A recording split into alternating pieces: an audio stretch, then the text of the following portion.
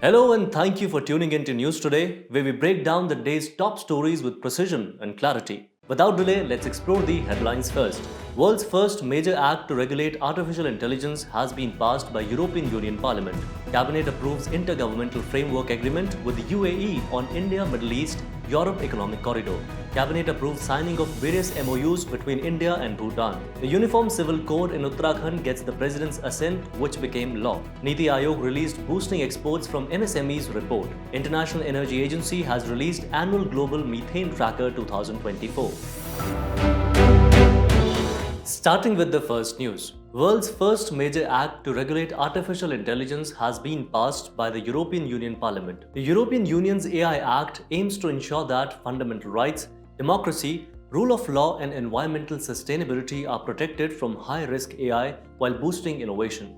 Let us first have a look at the key highlights of AI Act. European Union AI Act defines 4 levels of risks for AI systems. First is unacceptable risk for violation of European Union fundamental rights. Next is high risk, which require conformity assessment and monitoring, which may impact health, safety and fundamental rights. Third is specific transparency risk, which includes risk of manipulation and impersonation. Last is minimal risk, which have common AI systems like spam filters. Further, general-purpose AI models with systematic risks are mandated to assess and mitigate risks, report serious incidents, and conduct state-of-the-art tests. Moreover, use of real-time remote biometric identification in publicly accessible spaces, that is, facial recognition using CCTV, is prohibited with few exceptions. Additionally, for tackling racial and gender bias, high-risk systems need to be trained with sufficiently representative data sets to minimize the risk of biases. Now, let's also have a look at the steps taken by India to promote AI. The Ministry of Electronics and Information Technology issued an advisory directing all platforms to label any under-trial or unreliable AI models and secure explicit prior approval from government before deploying such models. Also, there is an India AI mission to encourage development of AI in India and National AI Strategy 2018. At last, if we talk about some other steps taken to promote AI globally, then these include Bletchley Declaration for AI signed by 29 countries, including India, and also by the European Union.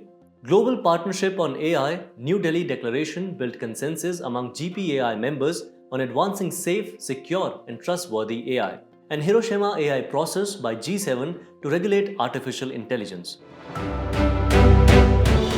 In our next news, Cabinet has approved the Intergovernmental Framework Agreement with UAE on India, Middle East, Europe Economic Corridor. Let us first start by understanding about the aim of the Intergovernmental Framework Agreement or IGFA. Its aim is to enhance the bilateral relations and further strengthen relations between the two countries in the ports, maritime and logistics sectors. This framework also includes exploring further potential of future joint investment and collaboration for the development of the India-Middle East-Europe Economic Corridor. Moving on, now let us get to know about the India-Middle East-Europe Economic Corridor or IMEC. It is a proposed transit network that aims at the integration of Asia, Europe and the Middle East. It further consists of railroad, ship-to-rail networks of road and sea, and road transport routes and networks. Memorandum of Understanding was signed between India, European Union, France, Germany, Italy, Saudi Arabia, UAE and the US at the New Delhi G20 summit to establish it. Now let us have a look at the significance of the India-Middle East-Europe Economic Corridor. It enhances prosperity through an increased flow of energy and digital communications, which made the combined GDP of IMEC nations to be about 40% of the world's total GDP. It further offers an alternative approach to China's Belt and Road Initiative. It will further make the global supply chain more resilient. And lastly, it will speed up trade between India and Europe and help India to increase strategic engagement with the Arab world.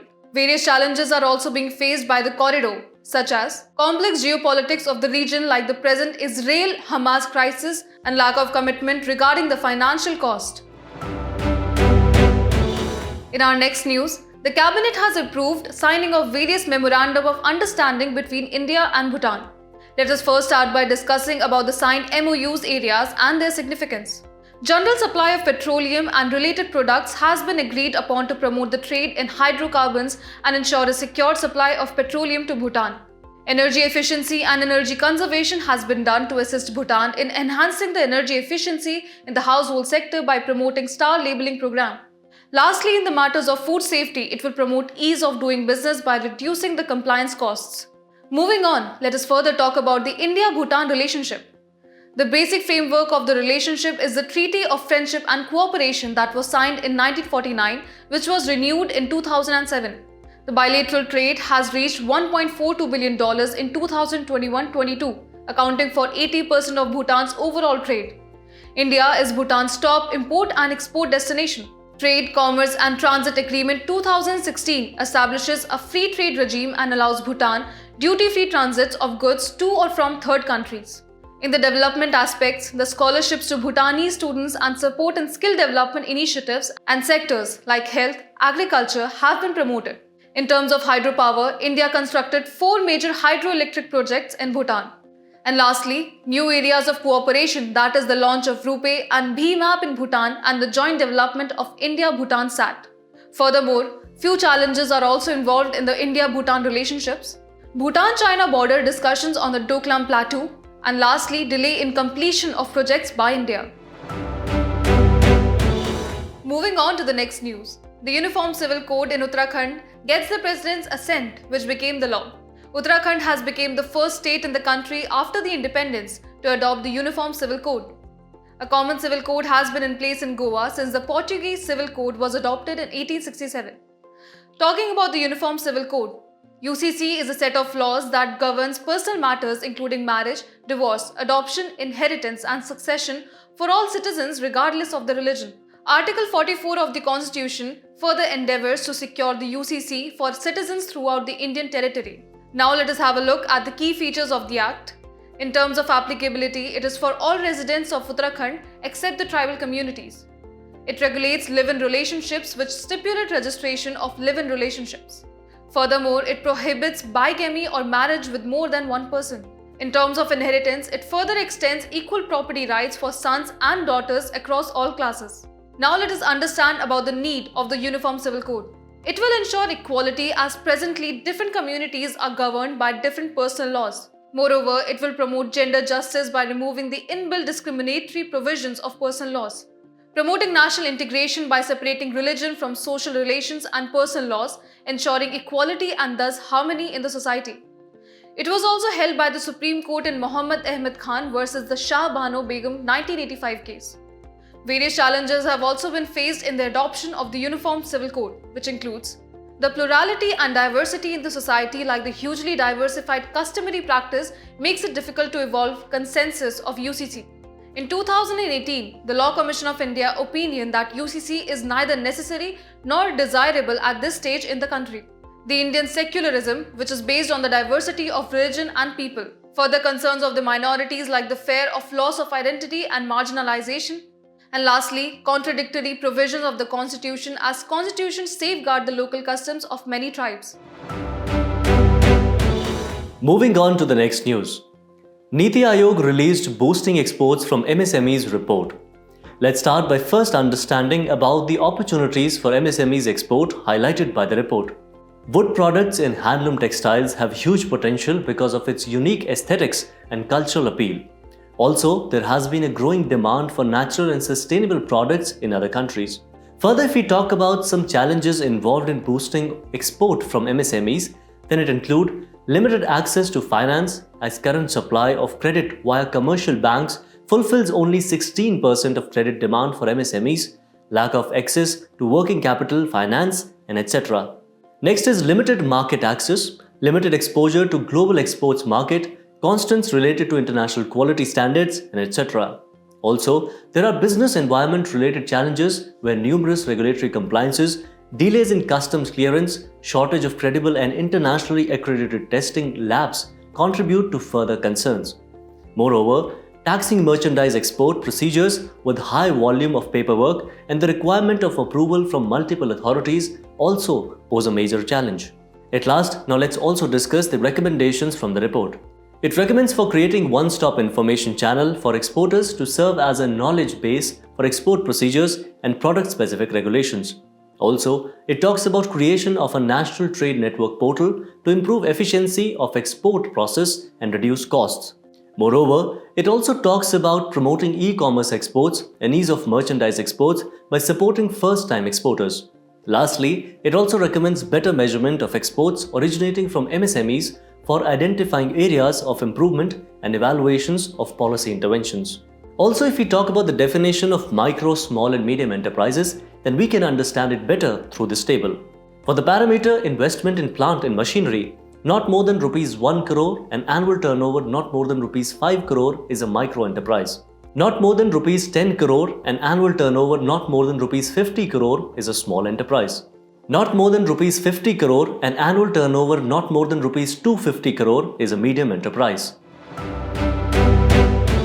Moving ahead, International Energy Agency has released Annual Global Methane Tracker 2024. Let's start by first discussing its key findings. Methane emissions from the energy sector has remained near a record high in 2023. Production and use of fossil fuels accounted for nearly 120 million tons and bioenergy accounted for 10 million tons of methane emissions. Also, around 70%, that is 80 million tons of methane emissions from fossil fuels comes from top 10 emitting countries. The United States is the largest emitter of methane from oil and gas operations, followed by Russia. China is the highest emitter in the coal sector. Moreover, around $170 billion is required by 2030 to achieve a 75% cut in methane emissions. Further, if we talk about methane with the chemical formula CH4 is an odorless, colorless and flammable gas. It is a greenhouse gas. Also, it is the second most contributor to global warming after carbon dioxide and primary contributor to formation of ground level ozone. Now, let's also discuss the initiatives to control methane emission. At the global level, there is an International Methane Emissions Observatory by UNEP to provide reliable data to reduce methane emissions. Also, the Global Methane Pledge has been launched at COP26 2021 to cut methane emissions by 30% by 2030.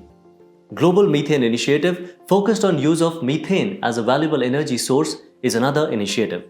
If we talk about the initiatives taken in India, then these include Gobardhan or Galvanizing Organic Bioagro Resources Scheme and National Biogas and Organic Manure Program.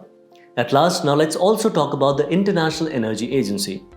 IEA was created in 1974 to help coordinate a collective response to major disruptions in oil supply.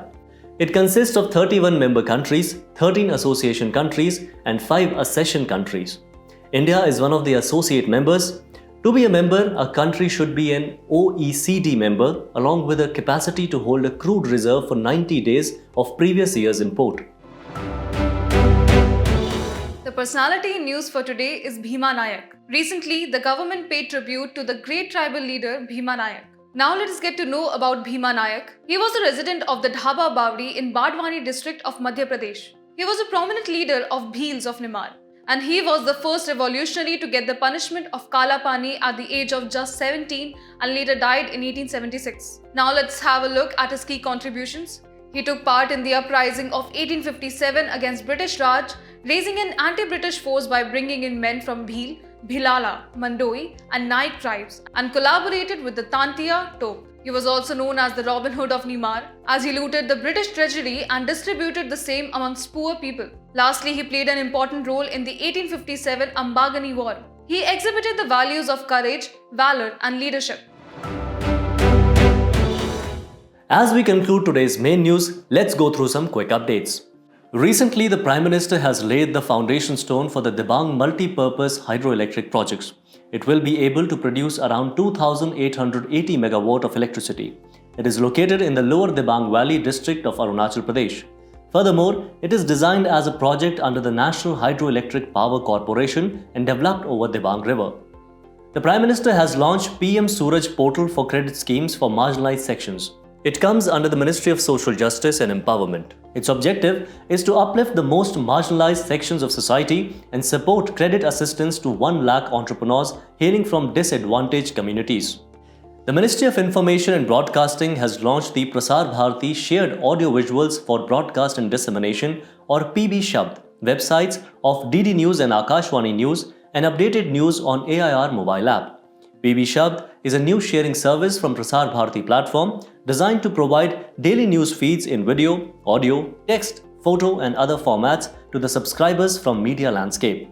The service is offered free of cost for the first year and will provide news stories in all major Indian languages across 50 categories.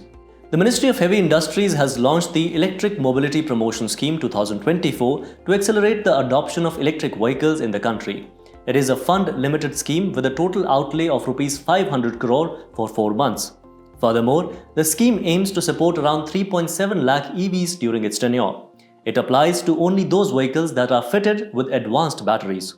The Eri Tank Network in the Kazuveli watershed region in Tamil Nadu is to be proposed for nomination to the World Monuments Fund Watch 2025 program.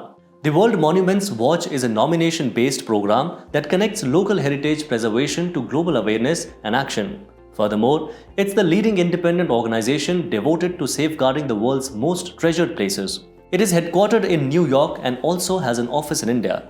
The United Nations Interagency Group for Child Mortality Estimation has released the Levels and Trends in Child Mortality Report 2023. Looking at its key highlights, the global under-5 child deaths have dropped to historic low in 2022. However, at current rates, 59 countries will miss the SDG under-5 mortality target. Despite the progress, an estimated 4.9 million children died before their 5th birthday in 2022.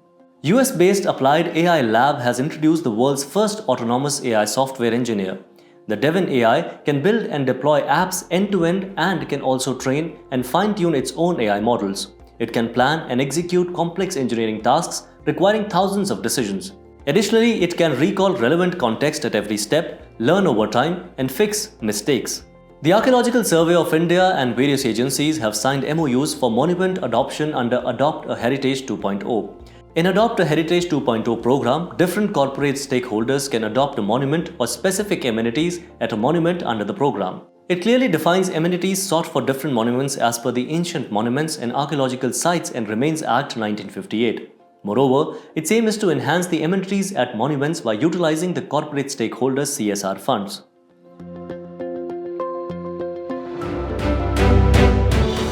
Before we go, it's time to put your knowledge to test in today's segment of Test Your Learning.